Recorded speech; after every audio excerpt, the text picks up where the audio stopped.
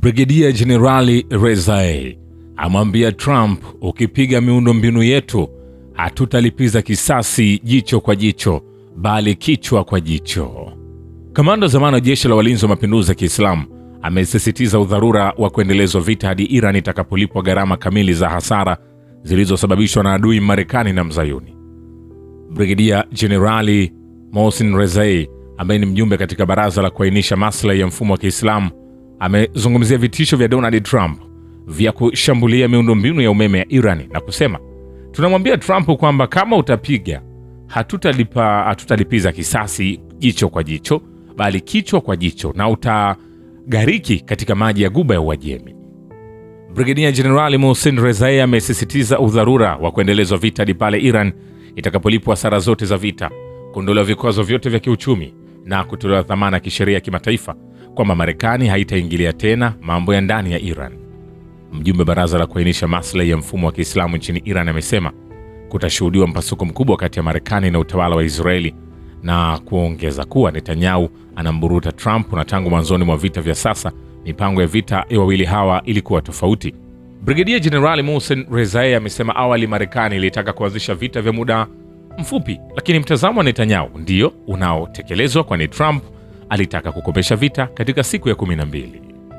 Vilevile idara ya uhusiano wa umma ya jeshi la walinzi wa mapinduzi ya Kiislamu imetangaza kuangushwa kwa ndege isiyo na rubani au droni moja ya kivita aina ya Hermes ya utawala wa Israeli kwenye anga ya Teherani mapema Jumanne. Kwa mujibu wa taarifa hiyo, idadi ya jumla ya droni za adui zilizoangushwa zikiwa kwenye anga ya Iran hadi sasa imefikia 132 tokea Februari 28 wakati Marekani na Israeli zilipoanzisha vita vya kichokozi dhidi ya Jamhuri ya Kiislamu. Kwa mujibu wa taarifa hiyo, operesheni hiyo ilitekelezwa na mfumo mpya wa kisasa wa ulinzi wa anga wa IRGC uliokuwa ukifanya kazi chini ya usimamizi wa mtandao jumuishi wa ulinzi wa anga wa taifa. Juzi pia jeshi la Iran liliweza kutangaza kuwa limedungua ndege ya kivita aina F-15 ya maadui wavamizi Marekani na utawala kizayuni wa Israeli kusini mwa nchi. Ripoti iliyotolewa na jeshi la Iran imesema ndege ya kivita aina ya F-15 ya adui ilipigwa kwa kombora katika anga ya maeneo ya pwani kusini mwa Iran karibu na kisiwa cha Hormuz. Hiyo ni ndege ya 7 ya kivita muungano wa Marekani na Israeli kutunguliwa na majeshi ya Iran katika vita vya sasa vya tawala hizo mbili dhalimu na vamizi dhidi ya Jamhuri ya Kiislamu. Siku chache zilizopita, ndege ya kivita kimkakati aina F-35 ya jeshi la Marekani ilipigwa kwa kombora na kuharibiwa vibaya ikiwa kwenye anga ya kati mwa Iran kwa lengo la kutekeleza mashambulizi. Hii ilikuwa mara ya kwanza katika historia kwa lengo hiyo ya kisiasa kabisa kulengwa. Mradi wa kuunda ndege hiyo unakadiriwa kugharimu dola trilioni 2. Ndege hizo za adui zilizoangushwa kwa mifumo ya ulinzi ya Iran zimemsababishia adui hasara ya mabilioni ya dola hadi sasa. Vilevile, mara baada ya Marekani kusema kwamba wamefanya mazungumzo na mmoja ya viongozi wa juu wa Iran kuhusu kusitisha vita, Iran ilikuja na kupinga kwamba hakuna kiongozi yote aliyefanya mazungumzo. Baadaye Israeli akaamua kucheza vita vya kisaikolojia, akasema ni spika wa Majlis ya Ushauri wa Kiislamu, yani bunge la Iran, ndiye ameweza kushiriki mazungumzo hayo na Rais Donald Trump, wakimtaja Mohamed Bagher Kalibaf, ambapo naye amejibu, amesema hayo ni madai ya uongo ya Rais Donald Trump wa Marekani kuhusu kuwepo kwa mazungumzo na Iran. Mohamed Bagher Kalibaf, spika wa Majlis ya Iran, ameandika kwenye ukurasa wake wa mtandao wa kijamii wa X akijibu madai ya hivi karibuni ya Trump na kusema watu wanataka wavamizi waadhibiwe kikamilifu kwa namna itakavyowafanya wajutie. Amesisitiza pia kwamba maafisa wote wa Iran wamesimama imara nyuma ya kiongozi wao na watu wao hadi lengo hili litakapofikiwa. Spika Kalibaf vilevile amesisitiza kuwa hakuja kuwa na mazungumzo yoyote na Marekani, akisema habari hizi za uongo zinalenga kupotosha masoko ya fedha na ya mafuta na pia ni jaribio la kujitoa katika kinamasi ambamo Marekani na Israeli wamekwama. Wakati huo huo, msemaji wa wizara mambo ya nje ya Iran amekanusha kuwepo mazungumzo yoyote baina ya Iran na Marekani katika siku 24 za hivi karibuni za vita vya kulazimishwa. Ismail Bagei, msemaji wa wizara mambo ya nje ya Iran, amejibu swali kuhusu kusalimu amri rais wa Marekani baada ya vitisho dhidi ya miundombinu muhimu ya Iran na kusema, katika siku chache zilizopita kupitia baadhi ya nchi rafiki tumepokea ujumbe unaoonyesha ombi la Marekani la kuanzisha mazungumzo ili kumaliza vita. Majibu yanayofaa yametolewa kwa kuzingatia sera zetu za kimsingi. Ni kwambia hivi, hatujamaliza. Vilevile jeshi la Iran la walinzi wa mapinduzi ya Kiislamu limetoa onyo kali kwa utawala wa kizayuni wa Israeli kuhusu mauaji yanayotekelezwa na utawala huo dhidi ya raia wa Palestina na Lebanon. Taarifa ya IRGC imesema jeshi la Israeli limevuka mistari yote mekundu katika mauaji ya kimbari dhidi ya Palestina na wa Lebanon. Kwa mujibu wa kitengo cha habari za ulinzi cha shirika la habari la Tasnim, taarifa namba 46 ya operesheni ya Ahadi ya Kweli ya 4 iliyotolewa na idara ya uhusiano wa umma ya jeshi la walinzi wa mapinduzi ya Kiislamu imesema, kwa jina la Mwenyezi Mungu mwingi wa rehema, mwenye kurehemu.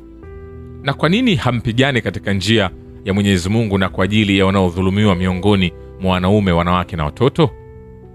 Jeshi la utawala wa kizayuni linalojulikana kwa mauaji ya watoto kwa kutumia vibaya hali ya vita kwenye eneo hili na kwa kuchukua fursa ya kuelekezwa kwa vyombo vya habari kwenye vita vilivyolazimishwa na Marekani na utawala huo dhidi ya Jamhuri ya Kiislamu ya Iran, limefanya uhalifu mkubwa wa kivita dhidi ya raia wasiokuwa na hatia katika Lebanon na Palestina, na katika vitendo vya mauaji halaiki limevuka mipaka yote ya kibinadamu na kisheria. Kuendelea kwa hali hii hakukubaliki.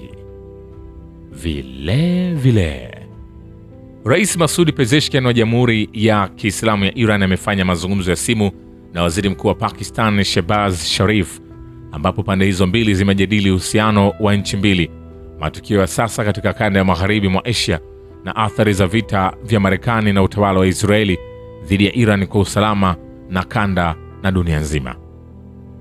Rais Pezeshkian ameeleza athari mbaya za uchokozi na mashambulizi hayo na pia jinai zinazoendelea kufanywa na Marekani na Israeli, na kusema matakwa ya Jamhuri ya Kiislamu kwa nchi za kanda hii yako wazi kabisa.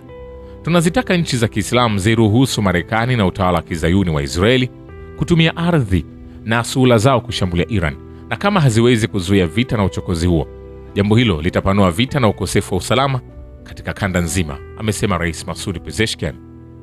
Akizungumzia athari mbaya za mashambulizi ya Marekani na utawala wa Israeli kwa usalama na amani ya kanda ya magharibi mwa Asia na vilevile kwa usalama wa usafirishaji wa baharini katika lango bahari la Hormuz, Rais Pezeshkian amesema ukosefu wa usalama wa kulazimishwa katika lango bahari la Hormuz ni matokeo ya moja kwa moja ya mashambulizi ya kijeshi ya Marekani na Israeli.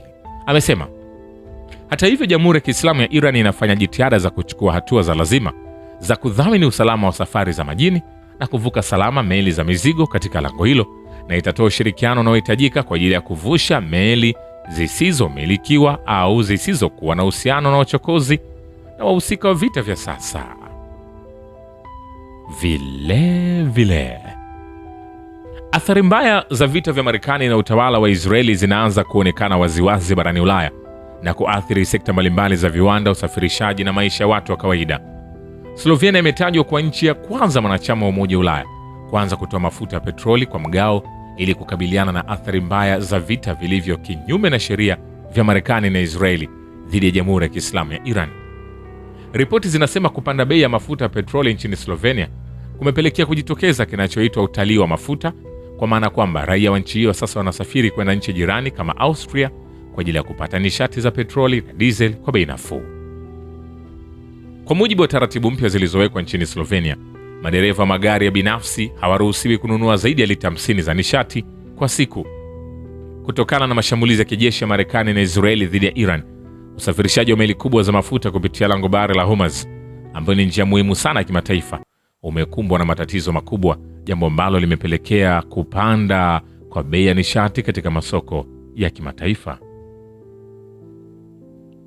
Vile sauti za kupinga sera za vita za Rais Donald Trump zinaendelea kuongezeka nchini Marekani, huku wananchi na familia za wanajeshi wanaotumwa Mashariki ya Kati kwa ajili ya vita vya nchi hiyo na Israeli dhidi ya Iran zikisema watoto wao wanauawa kwa maslahi ya utawala wa Israeli. Ni baada ya wanajeshi wa Marekani kusema kuwa hawako tayari kuendelea kuuawa kwa sababu ya kulinda maslahi ya Israeli katika vita vya sasa dhidi ya Iran.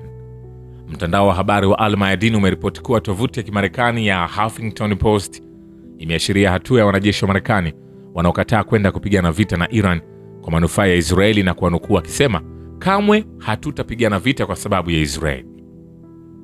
Wakati huo Senator Mark Warner wa Marekani amesema kuwa uhai wa wanajeshi wa Marekani unawekwa hatarini katika vita vilivyoanzishwa na Donald Trump. Warner ameongeza kuwa familia za wanajeshi wa Marekani zinayo haki ya kutaka maelezo ya wazi kutoka kwa makamanda wao juu ya malengo ya vita vya sasa dhidi ya Iran. ni kwambie hivi, hatujamaliza. Watumiaji wa mitandao ya kijamii wameeleza maoni yao kuhusu vita vya sasa vya Marekani na Israeli dhidi ya Iran, wakisisitiza kuwa Wairani sasa wamekuwa nembo ya kusimama kidete na kupambana na madola ya kidhalimu na kibeberu kote duniani. Majibu makali ya Iran dhidi ya uchokozi na mashambulizi ya kijeshi ya Marekani na mwanasesere wake Israeli yamewaibua watumiaji wengi wa mitandao ya kijamii, hususan mtandao wa X, na kutoa maoni yao kuhusu wanayoyashuhudia sasa katika vita vya kidhalimu dhidi ya Jamhuri ya Kiislamu ya Iran.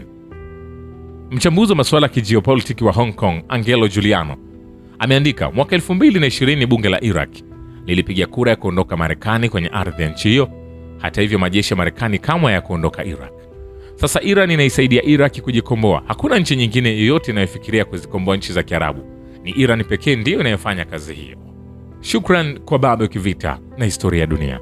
Mimi ni Richard Shio, The Rich Voice. Ni follow Instagram na TikTok kama Rich Voice Official. Asante.